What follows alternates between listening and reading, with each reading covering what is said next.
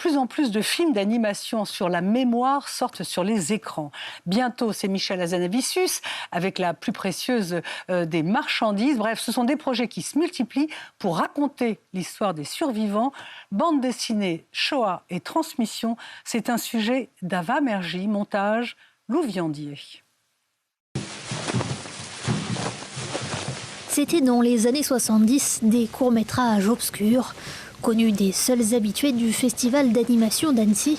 Ce sont aujourd'hui des films familiaux réalisés par de grands noms du cinéma, issus du monde de l'animation ou pas. Moi je sais que c'est un numéro de téléphone. Ah bon? À l'heure où les derniers survivants disparaissent, ces histoires deviennent précieuses pour parler de la Shoah à la nouvelle génération et témoigner de l'incompréhensible. C'est avec cet argument que le roman graphique Deuxième Génération avait tenté l'aventure du financement participatif en 2015. Même chose pour Shoah Last Testimonies, une série animée en développement qui raconte les vies bouleversantes de 20 survivants venus de 18 pays différents. 20 réalisateurs animent ces derniers témoignages. Vous savez ce que c'est un animatique?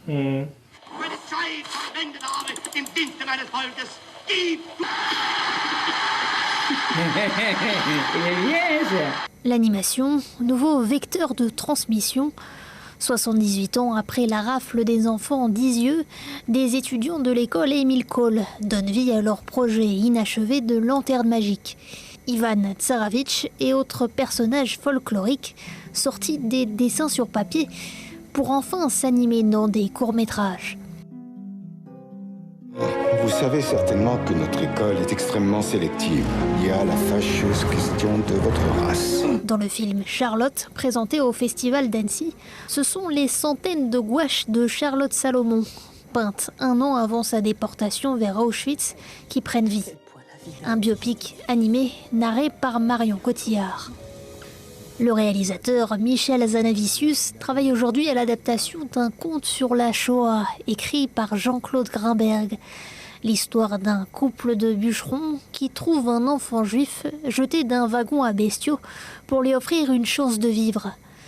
Parmi les projets en développement, un film d'animation espagnol s'intéresse au quotidien des enfants du ghetto de Thérésine.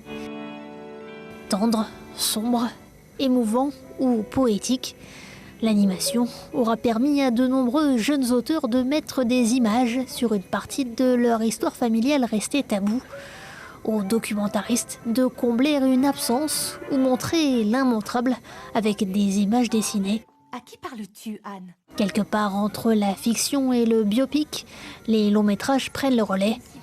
Pour qu'aux yeux des nouvelles générations, la mémoire de la Shoah ne reste pas qu'une image fixe du passé en noir et blanc.